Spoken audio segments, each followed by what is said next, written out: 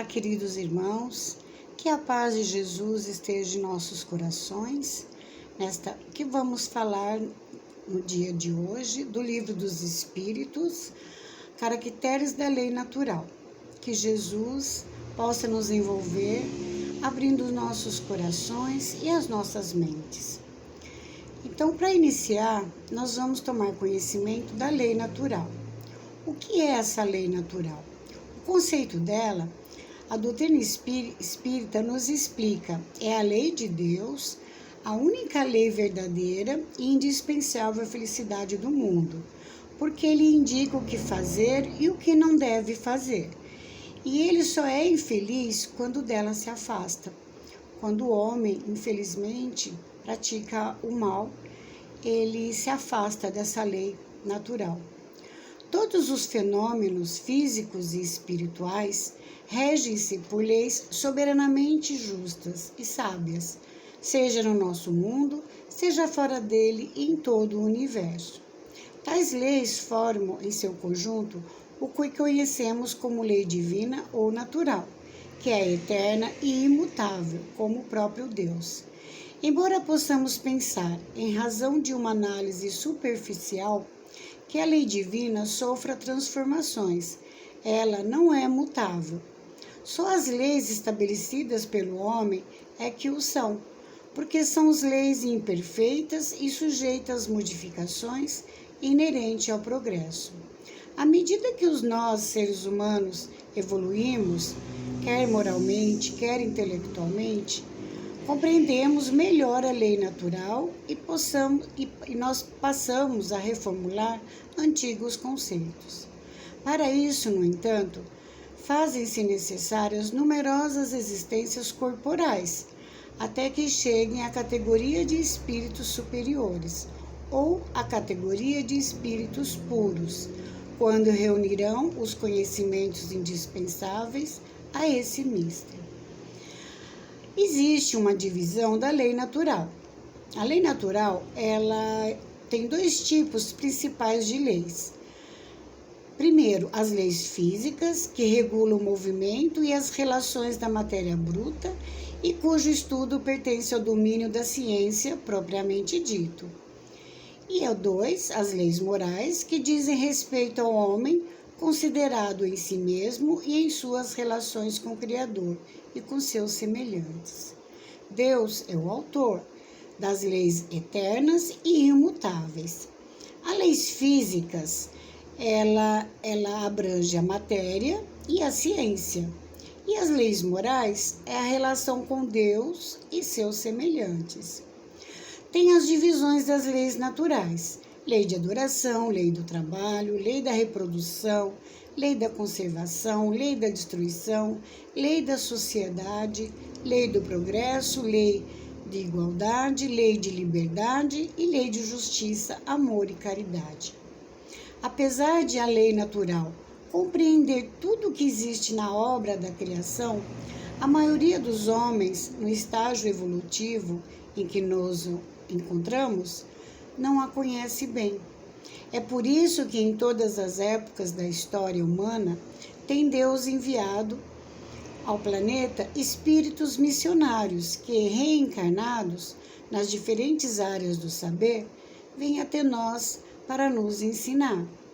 Desde as épocas mais remotas, a ciência tem se dedicado exclusivamente ao estudo dos fenômenos do mundo físico, suscetíveis de ser examinados pela observação e pela experimentação, deixando a cargo da religião o trato das questões metafísicas e espirituais.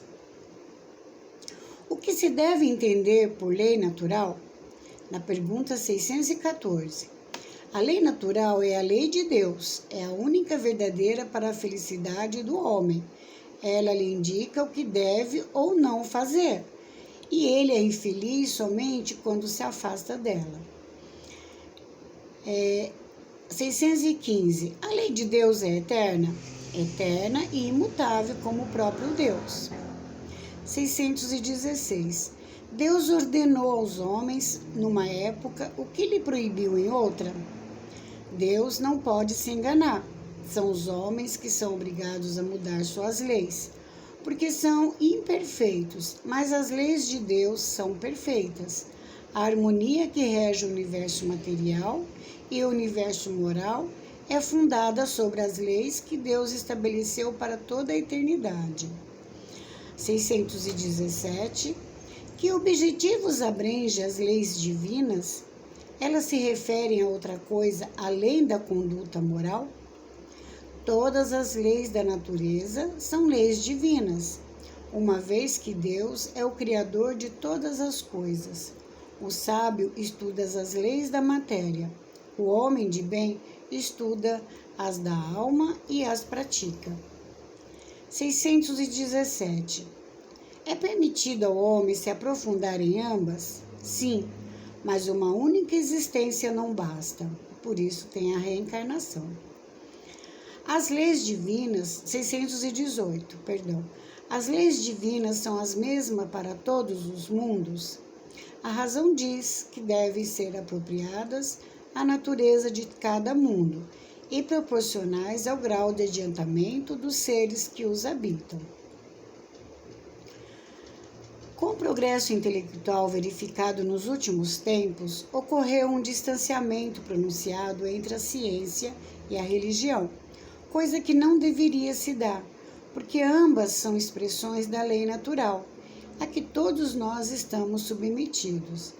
Quanto mais o homem desenvolve suas faculdades intelectuais e aprimora suas percepções espirituais, tanto mais ele vai se inteirando de que o mundo físico, esfera de ação da ciência e a ordem moral, objeto especulativo da religião, guardam íntimas e profundas relações, concorrendo ambas para a harmonia universal, mercê das leis sábias, eternas e imutáveis que os regem, como sábio, eterno e imutável é o seu legislador.